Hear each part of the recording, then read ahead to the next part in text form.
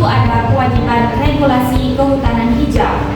Maksudnya itu adalah peraturan OJK nomor 51 POJK 03/2017. Kewajiban lembaga keuangan nasional untuk secara progresif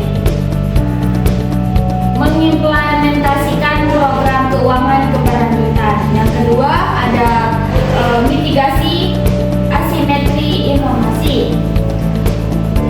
Pengungkapan standar ESG yang transparan dan solid terbukti menurunkan resiko asesmen informasi di mata investor eksternal global. Yang ketiga ada transmisi efek atau green new, yang dimana maksudnya itu adalah kenaikan rating ESG menurunkan biaya modal atau cost of capital, menghasilkan alternatif penyerapan dana murah yang kemudian ditransmisikan dalam suku bunga pinjaman atau grant uang kompetitif. Kemudian selanjutnya saya akan menjelaskan tujuan penelitian utama, yang dimana ada 3 juga. Yang pertama itu ada efisiensi biaya modal. Yang dimaksud itu adalah menganalisis dan menjelaskan dampak positif kenaikan rating ESG terhadap efisiensi biaya instrumen pendanaan hijau atau green loan BNI. Yang kedua itu ada bridging suku bunga.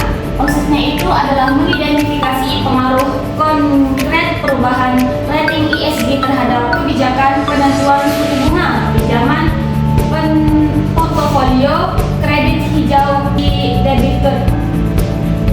Dan yang terakhir itu ada stabilitas arus kas, yang dimana maksudnya itu adalah mengevaluasi stabilitas proyeksi arus kas atau cash flow projection di tengah potensi volatilitas regulasi liquid pasar. Benar, saya akan menjelaskan tentang bab 2 yaitu tentang pembahasan di mana ada identifikasi modal kerja operasional masuk rasio kesehatan keuangan Bank Indonesia. Di sini ada satu modal kerja BNI-nya di mana ada aset lancar sama liabilitas lancar. Ini cuma sebagai kecilnya karena biasa ada kas, lalu ada giro pada Bank Indonesia, giro pihak relasi, penempatan pada bank lain pihak relasi, lalu ada pihak ketiganya, lalu ada wesel, tagihan ekspektasi, lalu ada tagihan negatif juga, lalu ada pinjaman yang diberikan untuk aset lancarnya, di mana total aset lancarnya itu kita peroleh sebesar 940 miliar 971 juta 30 juta rupiah. Lalu ada liabilitas lancarnya, di mana itu ada liabilitas segera, simpanan nasabah pihak relasi, pihak ketiga, simpanan jumlah pihak relasi, pihak ketiga, lalu ada liabilitas derivatif, ada efek yang dijual, lalu ada liabilitas akseptasi, lalu ada utang pajak, lalu aktual, di mana aktual ini beban yang dibayar di muka. Nah, tanpa berhitung net operating working capital atau NOWC, di mana NOWC ini berdasarkan hasil landasan keuangan audit BBNJ, di mana seringkali perusahaan terjebak dalam masalah likuiditas bukan karena kurangnya profitabilitas, melainkan karena buruknya pengelolaan modal yang tertanam pada aktivitas operasional. Nah, melalui net operating working capital kita dapat membedakan antara aset lancar yang benar-benar bergerak dalam operasional harian dengan tidak relasi ketiga, lalu ada liabilitas derivatif yang memperoleh hasil itu sebesar 12,4%. Nah, ini terproyeksi sebenarnya NOWC-nya, di mana pesimis itu kita 2% pendapatan itu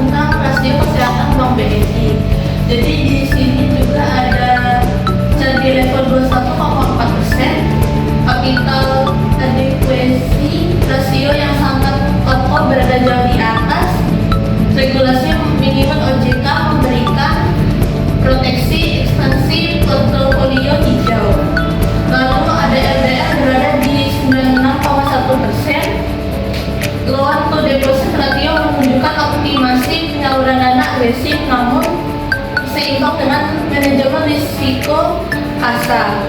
Lalu ada new stable di 4,4%, net interest margin yang kuat mencerminkan tingkat efisiensi pengelolaan aset produktif berdaya saing tinggi di kelompok KBRI 4. Baik, selanjutnya saya akan menjelaskan mengenai mekanisme pengaruh ESG. Yang pertama, pilar lingkungan, di mana pilar lingkungan menurunkan membentuk NPL portofolio melalui pengaruh exposure pada sektor tinggi karbon dan membantu alternatif pendanaan internasional lewat green bonds. Kemudian yang kedua, pilar sosial, di mana meningkatkan keandalan dan registrasi digital guna menaikkan akumulasi dana murah retail atau DPK atau CASA, sekaligus reduksi intensi biaya operasional kantor bisnis. Kemudian yang ketiga, tata kelola, di mana meningkatkan akurasi pengelolaan aset ketimbang menurunkan risiko atau ATMR serta efisiensi CKPN demi kelancaran dan kesinambungan modal operasional. Poin terakhir yaitu bab ketiga tentang kesimpulan strategis penelitian serta rekomendasi integritas portofolio hijau. Rekomendasi strategis, manajemen BNI disarankan terus mengoptimalkan penghimpunan dana pihak ketiga murah, intel dan memperkuat ketepatan waktu pelaporan ESG. Secara global, langkah praktis ini penting guna memperkecil risiko green bashing serta menjaga keunggulan kompetitif portofolio hijau di kelompok KBRI